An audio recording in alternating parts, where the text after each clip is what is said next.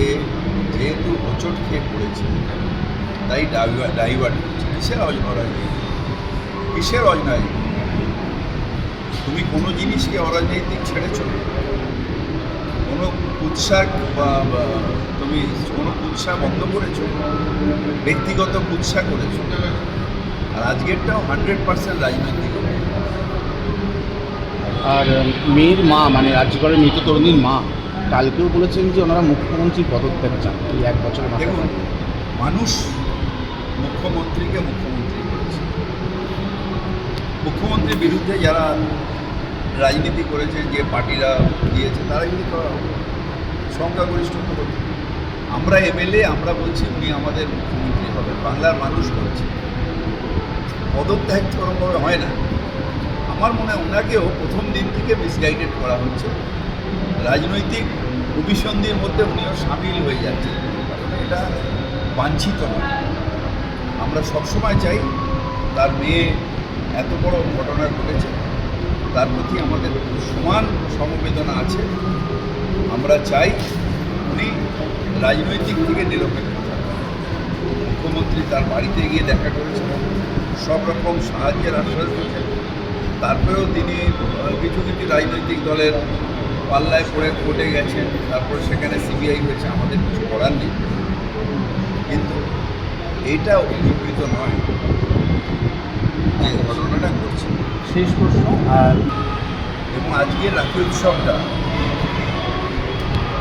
কবিগুরু রবীন্দ্রনাথ ঠাকুর নিজে কলকাতার রাস্তায় হেঁটে হিন্দু মুসলমানকে এক করার জন্য রাখি উৎসব করেছেন, যেখানে বলেছিলেন বাঙালির ঘরে যত ভাই বোন এক হোক, এক হোক, এক হোক। কিন্তু এটা ঠিক যে যে জাতিটা বাঙালি জাতি স্বাধীনতা আনার জন্য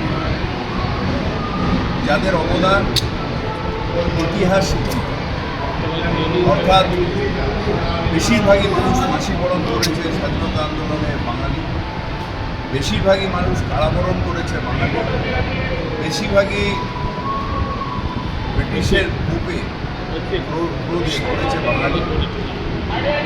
সেই বাঙালি জাতিকে একটা অবহেলা হয়েছে ভারতবর্ষে। আর এখনকার রাজনৈতিক পরিস্থিতিতে বাঙালি বিদ্বেষ, এইটা যত ডবল ইঞ্জিন সরকার আছে তারা পরিকল্পনাভাবে বাঙালি বিদ্বেষটাকে ছড়িয়ে দিচ্ছে। আমার মনে হয় তার কারণ হচ্ছে যে এখানে ওরা একটা অরাজকতা আছে। যত বাঙালি বাইরে আছে তার থেকে অনেক বেশি যারা অন্যান্য ভাষায় কথা বলেন বা অন্যান্য স্টেটের লোক তারা এখানে আছে। 22 লক্ষ মানুষ পরিযায়ী বাইরে আছে, আর 1.5 কোটি পরিযায়ী যারা বিভিন্ন স্টিল প্লান্ট, আমাদের যেগুলো জুট মিল বা বিভিন্ন কলকারখানায় সেখানে কাজ করছে।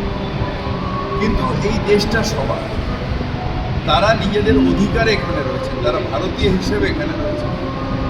বাংলায় কথা বলতে পারেন, যে কোনো ভাষায় কথা বলতে পারেন, এই বাংলায় কোনো আপত্তি নেই।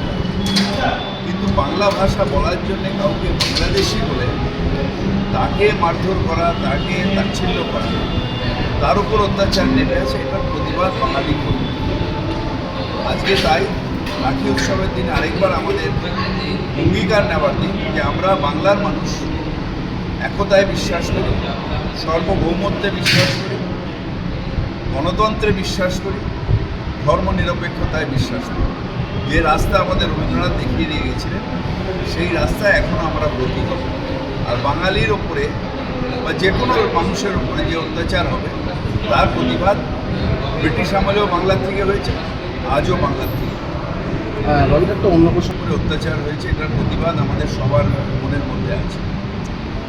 এটা নিয়ে কোনো দ্বিমত নেই যে দোষীর শাস্তি চাই, সবাই আমরা বলছি।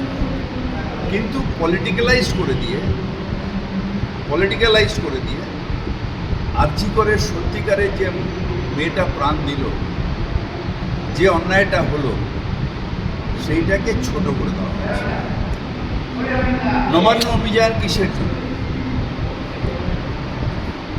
মমতা বন্দ্যোপাধ্যায় বলেছেন আর্জি করেন প্রকৃত দোষীর শাস্তি চাই। তারা হাইকোর্টে গেছে, হাইকোর্টে গিয়ে তারা বলেছে পুলিশের উপর বিশ্বাস নেই, আমরা সিবিআই তদন্ত চাই। সিবিআই তদন্ত করেছে, চার্জশিট দিয়েছে, সাজা ঘোষণা হয়েছে। সেই সাজায় আমরা সন্তুষ্ট নই। আমরা বিশ্বাস করি যে এটা যদি পুলিশ তদন্ত করতো তাহলে আমরা ফাঁসির হুকুম পেতাম। কিন্তু রাজনৈতিক কারণে তারা, যারা সব ব্যাপারে রাজনীতি করার জন্য হাইকোর্টকে ব্যবহার করেন, তারা কোর্টে গেছে, সিবিআই হয়েছে, আমাদের কোনো বক্তব্য নেই কোর্টের রায়ের বিরুদ্ধে। তারপরেও রাজনীতি করার জন্য তারা বিভিন্ন বিরোধী দল তাদের পাল্লায় পড়ে এটাকে করা হয়েছে। কেন কালীঘাট?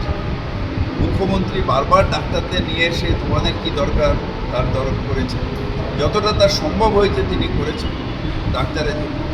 তাহলে অর্থহীন আন্দোলনের কারণটা কি? অর্থহীন আন্দোলনের কারণ হচ্ছে যে করে হোক রাজ্যের যে মামাটি মানুষের সরকার তাকে বদনাম করো, যেটা পারছে না তারা। এখন সারা বাংলার বাঙালি বিদ্বেষের ব্যাপারে, বাঙালির অত্যাচারের ওপরে গর্জন করা উচিত। সেখানে এটাকে ডাইভার্ট করার জন্য 1 বছর বাদে তাদের নিজেদের দোষেই কিন্তু ফাঁসির সাজা হয়, বা যা ইনকোয়ারি হবে হবে, তাতে আমাদের কোনো বক্তব্য নেই হাইকোর্টের তত্ত্বাবধানে। কিন্তু এইটাকে ঘোরানোর জন্যে বিজেপির পায়ে পা মিলিয়ে অন্য অন্য বিরোধী দল তারা এটাকে ডাইভার্ট করছে। এটা অনেক বড়, নিশ্চিতভাবে আরজি করের ফাঁসি চাই, এটা আমাদের মনের কথা, কিন্তু হয়নি। আর বাদবাকি যা ইনকোয়ারি হচ্ছে হোক, কোনো আপত্তি নেই।